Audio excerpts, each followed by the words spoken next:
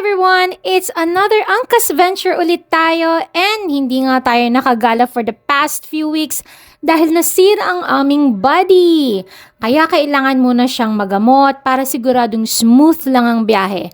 At dahil bagong operasyon ng aming body, ay kailangan naming ma-testing kung nasa tamang kondisyon na siya para kung hindi ay maibalik sa pagamutan. And dahil bigla ng aming lakad, ay napagkasunduan namin na magpunta sa Infanta, Quezon. Kaya gabi pa lang ay naghanda na ako ng aming babaunin para sa aming outing. Syempre excited ako dahil medyo matagal akong hindi nakagala.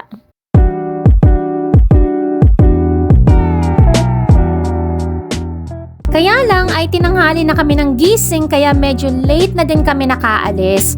Pero okay lang din naman dahil hindi naman ma-traffic since araw ng linggo kami umalis. Maluwag ang daan at hindi ma-traffic. Pero syempre dapat takbong pogi pa din para iwas disgrasya sa kalsada. Laging sundin ang batas trapiko at ugaliing magbigayan sa daan para maiwasan ang anumang problema sa daan. At syempre yan ang aking Miss Angkas Sarah reminder.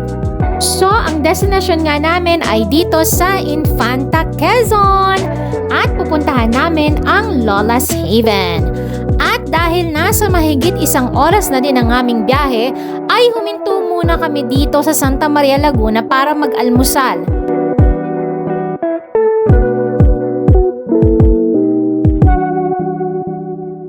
Napakaganda nga naman ang view dito dahil tanaw na tanaw ang mga windmill.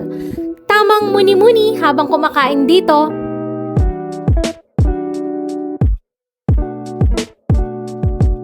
Maraming pagkain na mapagpipilian and along the highway lang din ito.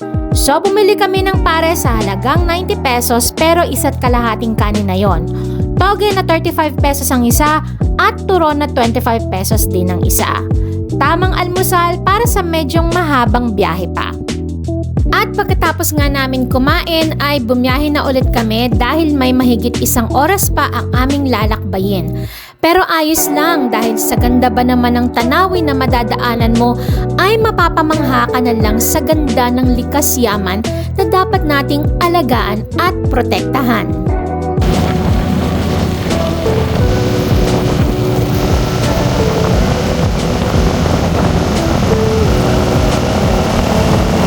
Finally, past 7 a.m. ay narating namin ang Lola's Haven Resort, which is along the highway lang. Kaya lang, pagdating namin doon ay muntik na kaming hindi makapasok dahil wala na daw available cottages. Kaya nakiusap na lang kami na baka pwedeng sa tabi-tabi na lang kami. And buti nga at pumayag naman sila na papasukin kami.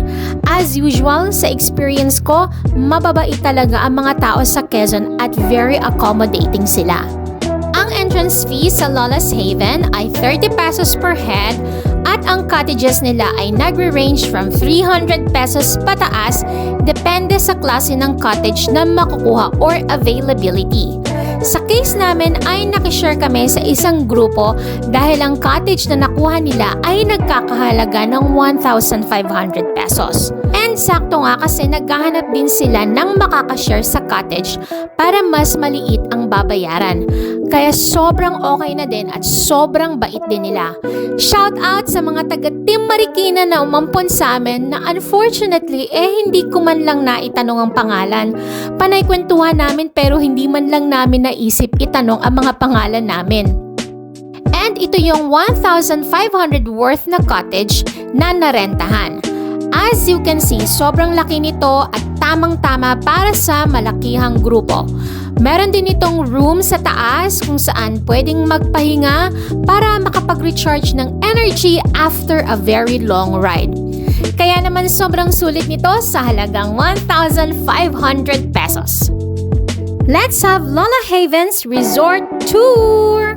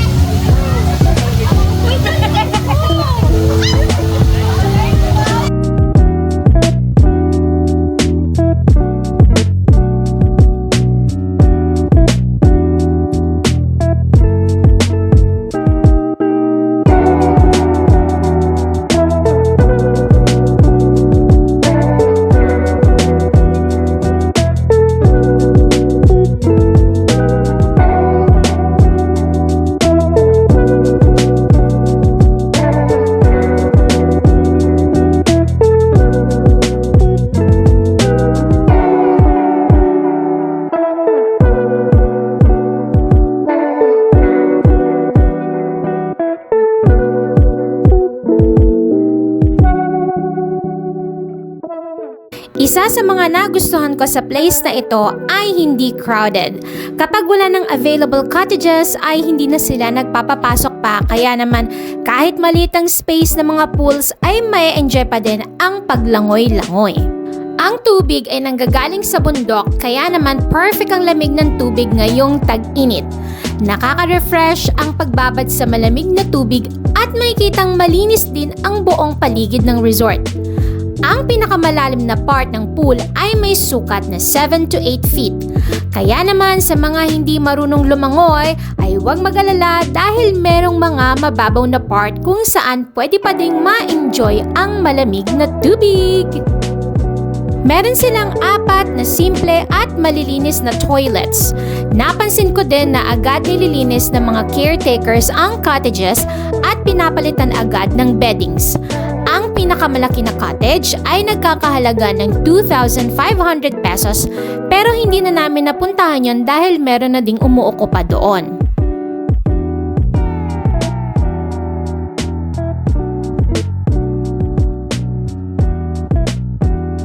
Kaya naman sa mga ayaw mangitim ngayong summer pero gusto pa din mag-swimming, perfect itong Lola's Haven Resort. Siguradong ma-enjoy ang malamig na tubig at mapapawi panandalian ang init ng panahon.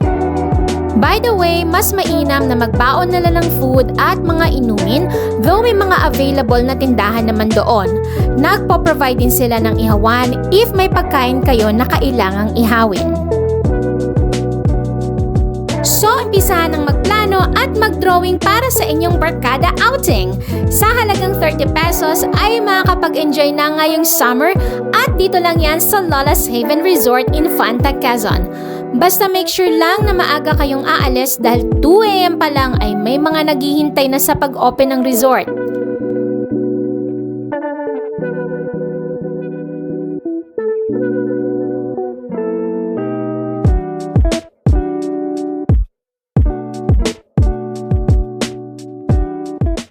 So hanggang dito na lang muna ang ating Angkas Venture at maraming salamat sa patuloy na pagsuporta sa aking mga biyahe. Till our Angkas Venture, paka-paka!